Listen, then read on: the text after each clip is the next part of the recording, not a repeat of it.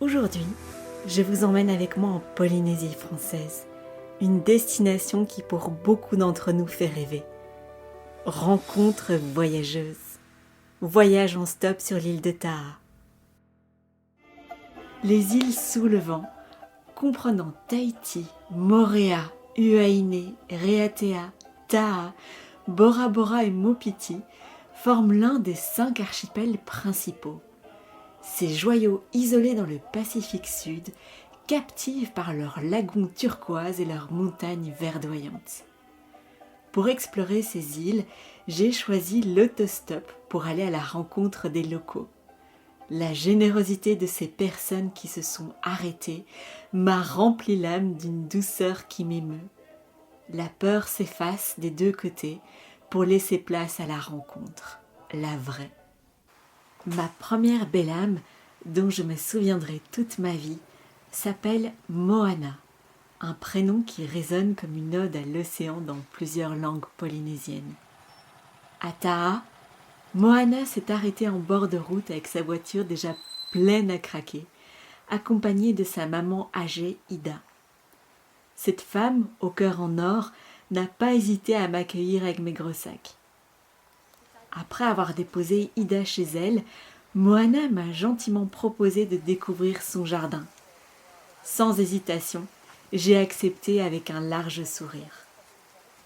Son jardin est un véritable Éden, où chaque recoin révèle une nouvelle merveille de la nature. Parmi les trésors qu'elle m'a fait découvrir, il y a l'arbre du voyageur.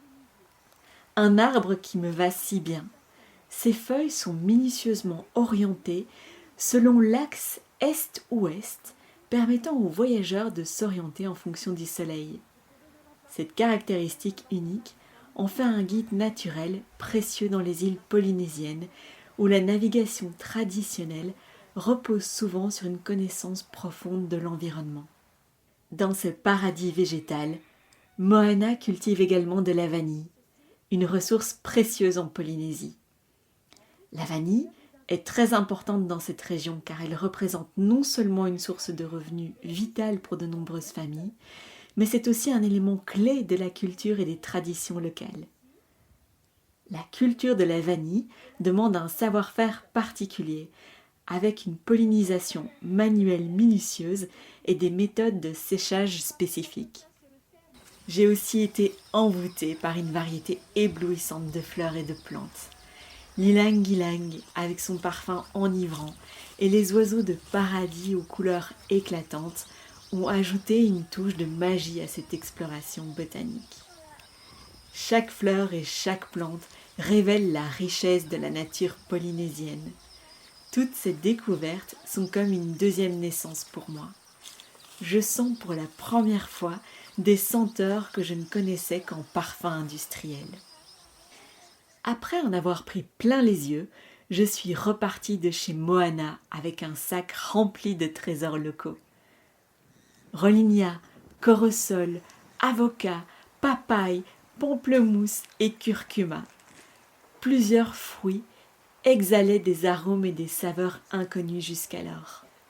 Le roligna notamment m'a surprise par sa texture fondante et son goût doux rappelant un subtil mélange de banane, d'ananas et de citron vert. Après cette magnifique parenthèse, Moana m'emmène à ma destination. Nos adieux au port de Taha, après seulement avoir passé 1h30 ensemble, étaient empreints d'une sincère émotion. Plus tard, c'est Serge qui s'arrête en bord de route. Son histoire m'a profondément marquée. Après avoir passé 30 ans dans un monastère cistercien en Maine-et-Loire où il a fait vœu de silence, Serge a recommencé une nouvelle vie à Taha aux côtés de son frère. Ce changement radical est comme une renaissance pour lui. Après cette deuxième belle rencontre, j'ai été chaleureusement accueillie par Enoa et Mihari, un couple charmant chez qui j'ai passé la nuit. Au son apaisant des vagues caressant la plage, Enoa m'a partagé sa passion pour la pêche tout en jouant quelques mélodies à la guitare. Pendant ce temps, Mi et Harry évoquaient avec enthousiasme leur prochain voyage en Thaïlande. Ils m'ont tous deux partagé la symbolique de leur prénom. Enoa fait référence à un petit oiseau de couleur vive, souvent associé aux forêts et jardins polynésiens. Miyari, quant à elle, m'a expliqué que son prénom signifiait la nostalgie royale en polynésien. L'île de Taha me réserve décidément bien des surprises. J'ai également rencontré Albert, un sculpteur sur bois d'origine marquisienne. Albert réalise des tikis, des sculptures traditionnelles représentant des divinités ou des ancêtres protecteurs. Il aime travailler le miro ou bois de rose, une essence précieuse et de plus en plus rare. Ses œuvres, empreintes de spiritualité et de savoir-faire ancestral, sont des trésors artistiques. La Polynésie française, bien plus qu'un simple paradis de lagons aux eaux cristallines, m'a offert une expérience authentique et enrichissante grâce à la gentillesse inégalée de ses habitants. Leur hospitalité sincère reste gravée dans mon cœur de voyageuse, révélant la véritable beauté de ces îles du Pacifique. Merci beaucoup pour ton écoute. On se donne rendez-vous jeudi prochain pour un nouvel épisode de Rencontres voyageuses. D'ici là, n'hésite pas à me suivre et à commenter les épisodes. Un grand merci à toi et à très vite.